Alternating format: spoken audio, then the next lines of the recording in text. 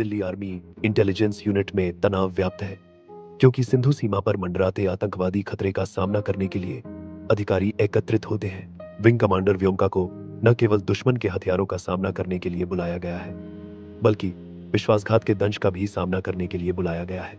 व्योमका के घर में सरस्वती देवी कर्तव्य और भक्ति की विरासत प्रदान करती है। यह सिंदूर सिर्फ शादी का प्रतीक नहीं है, यह एक वादा है जो तुम्हारे पिता ने सीमा पर निभाया था। अब तुम्हारी बारी है बेटे।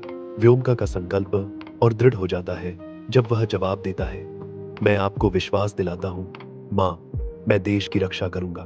पाकिस्तान सीमा पर व्योमका एक रिपोर्टर के रूप में नकाबपोश, छाया और धोखे की दुनिया में कदम रखता है। वह सावधानी से चलती है, मीर अजहर के जटिल नेटवर्क के भीतर हर चाल का अनुमान लगाती है और उसका मुकाबला करती है। मीर अहर उसकी हर हरकत पर नजर रखता है, उसका शक बढ़ता जा रहा है। फिर भी व्योमका की असली पहचान उसके निर्दोष भेस के नीचे छिपी हुई है। अदृश्य व्योमका महत्वपूर्ण खुफिया जानकारी जुटाता है, भारत को वापस रहस्य भेजता है।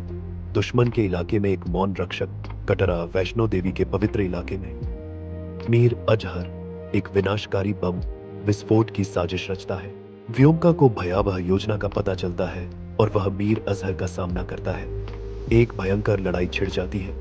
वीरता के एक हताश कार्य में व्योमका मीर अजहर की जघन्य साजिश को रोकने के लिए अपनी जान जोखिम में डालती है। खून से लथपथ और बुरी तरह से घायल व्योमका बेताबी से अपना अंतिम संदेश प्रसारित करती है। अपनी अंतिम सांस के साथ वह फुसफुसाती है, मां, तुम्हारा सिंदूर जीवित है, भारत सुरक्षित है। व्योमका के बेहोश होते ही अंधेरा छा जाता है। भारतीय सैनिक उसे किनारे से बचाने के लिए पहुंचते हैं। व्योमका एक बांझ अस्पताल के बिस्तर पर लेटी है, अपनी मां के आने का इंतजार कर रही है।